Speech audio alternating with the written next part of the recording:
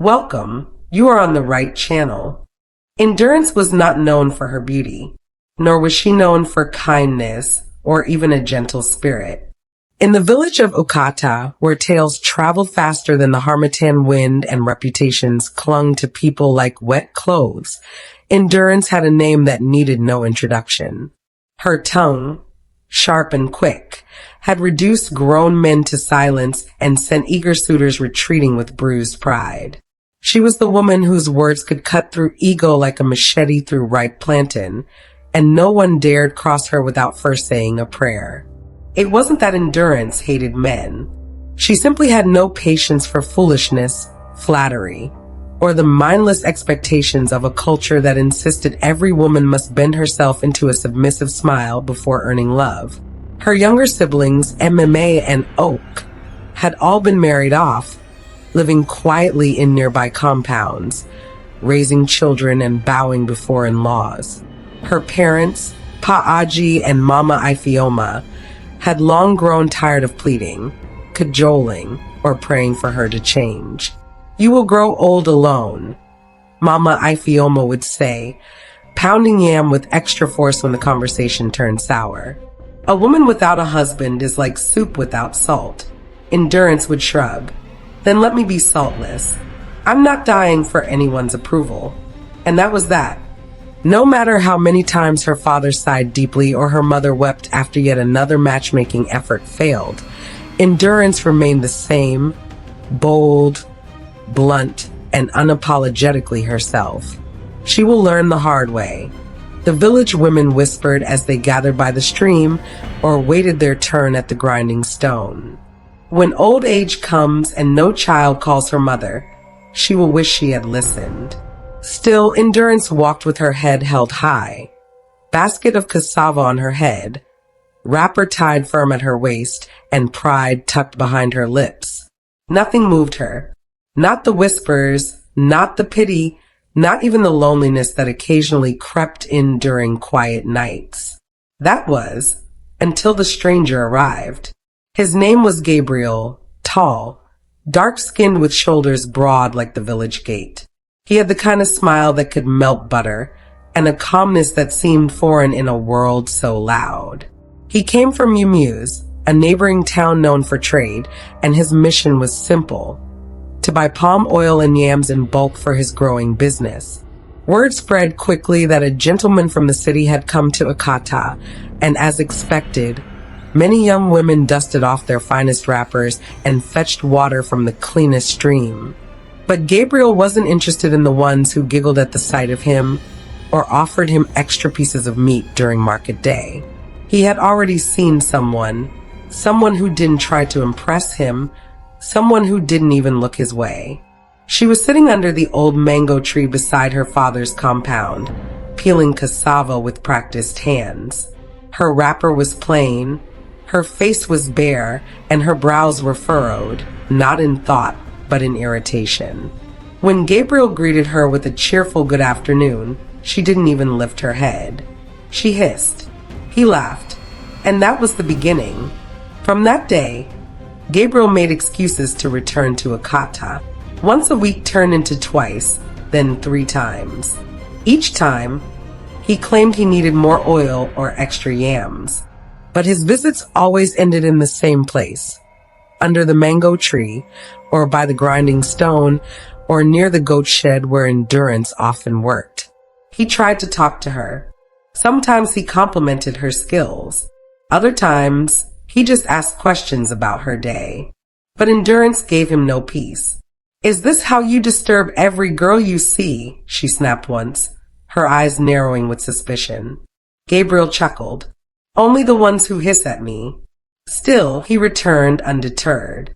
Each visit brought small gifts: a basket of goat meat, a bottle of palm wine, a new wrapper for her mother, cola nuts for her father.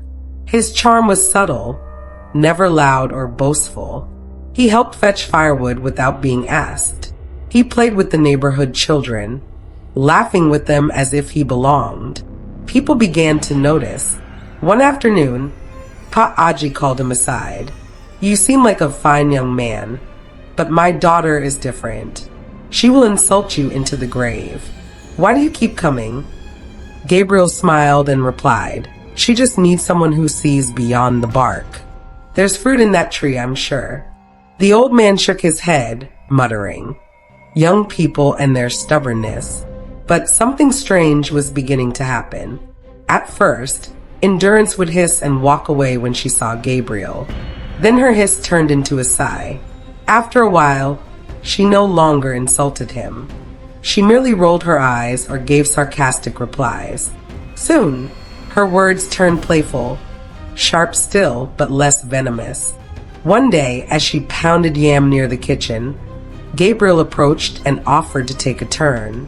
She handed him the pestle, watching in amusement as he struggled to get the rhythm right. "You want to marry a village girl, yet you don't know how to pound yam," she teased. "You haven't said yes yet," he replied. She didn't smile, but she didn't frown either. That evening, when he left, she watched him longer than usual. By the next month, they were seen walking together, once to the stream, another time to the village square. People gasped. The whispers grew louder. Some insisted Gabriel had used jazz. Some said it was pity. Others claimed Endurance had simply grown tired of loneliness. Whatever the reason, the impossible had happened. The village shrew had fallen in love. Their wedding was the kind that turned into legend, colorful, vibrant, and packed with laughter. The drummers beat their talking drums with pride. The dancers twisted and turned with joy, and the smell of jollof rice filled the air like a blessing. Endurance wore coral beads on her neck, her face glowing, not just with makeup, but something warmer. Love. As they danced in the village square, the people who once pitted her now clapped and shouted praises. She found her match, they said. He must have the patience of Job. And as Gabriel spun her gently to the beat of the drum, someone whispered, "This one is not ordinary. He must have seen something the rest of us never did." Little did they know, the story of Endurance and Gabriel was just beginning. After the wedding, the journey to Gabriel's home began.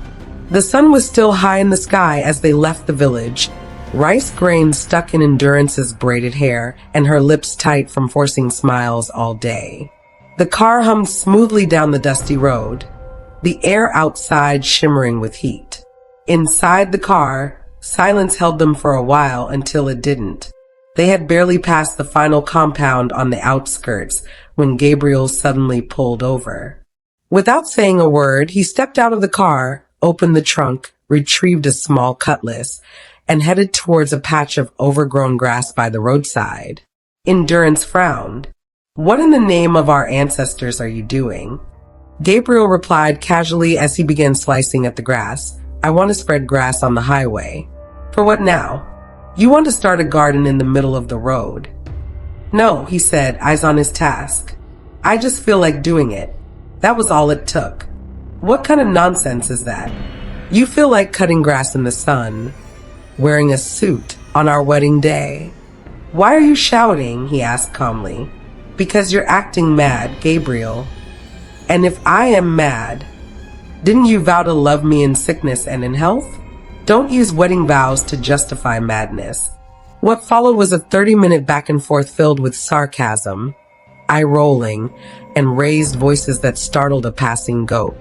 Eventually, Gabriel tossed the cutlass back in the trunk and got into the car like nothing happened. "Shall we continue?" Endurance folded her arms. "If we must." The silence this time was heavier. Then, not 10 minutes later, Gabriel slowed the car again. This time, near a group of Fulani herdsmen leading cattle along the side of the road. He rolled down his window and waved cheerfully. "Good evening, my people." They waved back, smiling. "I want to buy a ram," Gabriel announced. "A what?" Endurance asked, startled. "A ram," he repeated, pulling the car to a stop. "Ram? In the middle of nowhere? You mean cow? You'll carry it on your head? Or strap it to the roof like luggage?" Gabriel laughed. "You don't understand the art of spontaneous buying. This is not Balagan Market, it's the bush." but they have good livestock. Gabriel, I swear, if you step out of this car. Another argument broke out, longer and more heated than the last. This time they had an audience, the herdsmen and their cows. The cows, to their credit, watched quietly, chewing slowly as if savoring the drama. Eventually, Gabriel gave up on the ram and drove off, humming to himself. Endurance seethed in silence. As they neared Gabriel's hometown, he slowed again and waved at a child walking barefoot by the roadside. "Good morning, sir," he called out. The girl blinked at him. She couldn't have been more than 6. Endurance snapped her head toward him. "Did you just call that girl, sir? And it's evening, not morning." Gabriel looked at her with the calm of a monk. "Oh, my mistake." Endurance opened her mouth to launch another tirade, then paused. She shut her eyes, took a deep breath, and said, "You are right, my husband." Gabriel blinked, genuinely shocked. "Repeat that, please." "I said you are right." For a moment, he stared at her like she had grown wings. Then he smiled, a slow, satisfied grin, and started the car again. The rest of the drive was quiet, peaceful even. Endurance looked out the window, trying to make sense of this man. He was strange, infuriating, and yet something about his calm unsettled her, not in a bad way, but in a way that made her feel unarmed. They reached Gabriel's home just before sunset, but nothing could have prepared her for what she saw. As soon as the car rolled into the compound, a flurry of movement erupted. 2 guards opened the gates, and within seconds, at least 5 servants came rushing forward, some to open the doors, others to welcome them. Endurance stepped out of the car, dazed. The house before her was a mansion, cream walls, large columns, windows tall enough to frame the moon. The compound was landscaped with trim hedges and bright flowers. Before she could fully take it in, one of the female servants reached for her bag. "Don't stain my wife's bag," Gabriel said sharply, waving the girl away. Endurance looked at him, stunned. "Gabriel, what is all this?" "Our home," he replied simply, slipping an arm around her shoulder. "Welcome." Inside, the house was cool and airy. The walls glowed with warm lighting, the furniture plush and expensive. In their bedroom, larger than her mother's entire house, a maid brought in a covered tray of food. Jollof rice, fried plantain, and chicken. But Gabriel frowned. "No, go prepare something better. My wife deserves the best." "I'm fine with this," Endurance said, unsure whether to sit or faint. "You're not eating that," he said firmly. As the servants rushed off to cook again, Endurance sank onto the bed like a stone tossed into a river. The pillows were soft, the sheets cool. Her head hit the mattress, and the world slipped away. She woke up to morning light and a gentle knock on the door. A tray of steaming yam porridge, eggs, and fresh juice was waiting. This time, she didn't argue. She ate in silence, slowly, thoughtfully. Gabriel sat beside her, reading a book. Occasionally, he looked up to smile at her. It was only the 2nd day of marriage, but something had shifted. Endurance still had her fire, her sharp words ready to fly. But beneath it all, she was watching, observing. Gabriel was not just wealthy, he was kind, soft-spoken, strangely patient. And despite herself, she began to wonder, what if this wasn't madness? What if this was love, wrapped in strange behaviors and steady hands? As sunlight spilled across the marble floors, Endurance reached out and gently touched Gabriel's hand. He looked up. She smiled just a little. "Thank you," she whispered. He said nothing, just squeezed her hand back. And in that quiet moment, something beautiful began to grow. 6 months later, the compound of the Agbo family was bursting with noise, aroma, and excitement. It was the annual family gathering, a tradition that pulled cousins from cities, aunties from far-off villages, and even great-uncles from retirement. The sun shone kindly, casting a golden hue on the red earth, as chickens strutted about, children played tin-tin under mango trees, and smoke from frying puff-puff danced in the air. The men sat in a large circle under the udala tree, sipping palm wine and cracking jokes. They laughed boisterously, slapping thighs and shaking calabashes filled with the sweet, milky drink. The women, gathered a few meters away, were busy around hot pans, flipping puff-puff, boiling rice, and grinding pepper on stones. Music hummed faintly from a speaker propped on a window ledge, playing classic highlife tunes that made even the elders nod with nostalgia. Gabriel and Endurance arrived quietly, hand in hand. She wore a flowing opera gown with a matching veil tied like a crown on her head. Gabriel's wrapper was pristine white, his shirt freshly starched.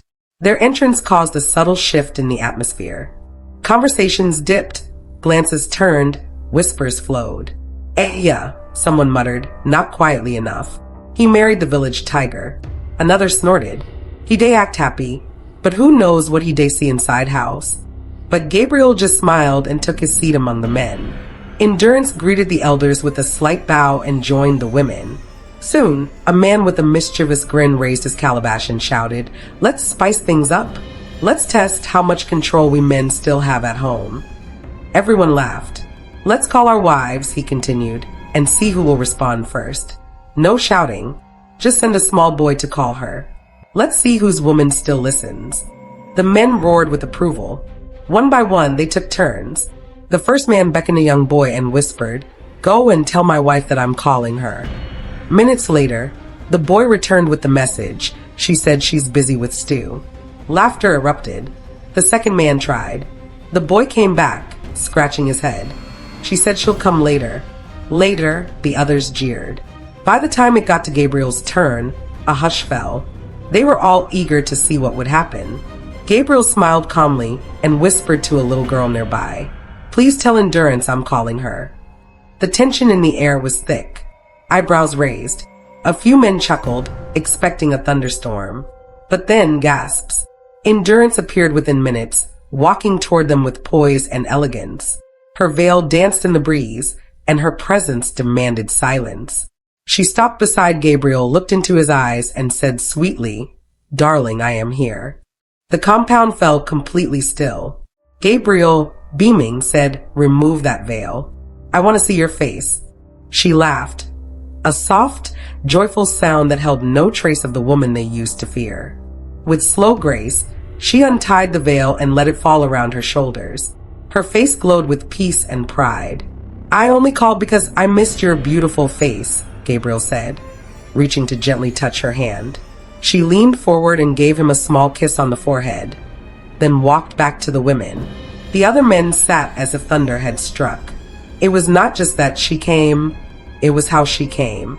Soft, respectful, and warm. Endurance's father, sitting a few rows behind, nearly dropped his calabash. He blinked in disbelief, then turned to his brother. "Did you see that?" His brother nodded slowly. "Na miracolo." The old man stood up and cleared his throat. The music was lowered, and soon the entire family turned to him. "I want to say something," he began, his voice shaky but firm. "I have watched my daughter for years. Many of you know how stubborn she was. Hot-headed, sharp-tongued. No beating changed her. No advice worked." He paused and turned to Gabriel. "But love, genuine love, has done what I could not do in 18 years. He walked toward the couple and raised his hands. "Today is the happiest day of my life. I bless this marriage. And from today, I give you your share of our family land and property." The crowd clapped and cheered. Drummers picked up a new rhythm. Women ululated. Even the men who mocked Gabriel earlier were now shaking his hand, nodding in approval. Gabriel stood, overwhelmed by the sudden joy, while Endurance held his arm, her face radiant. As the dancing resumed and the compound came alive with music, Endurance stepped forward once more. She placed her hand gently on her belly and raised her voice. "I have one more announcement," she said. The music stopped again. Heads turned.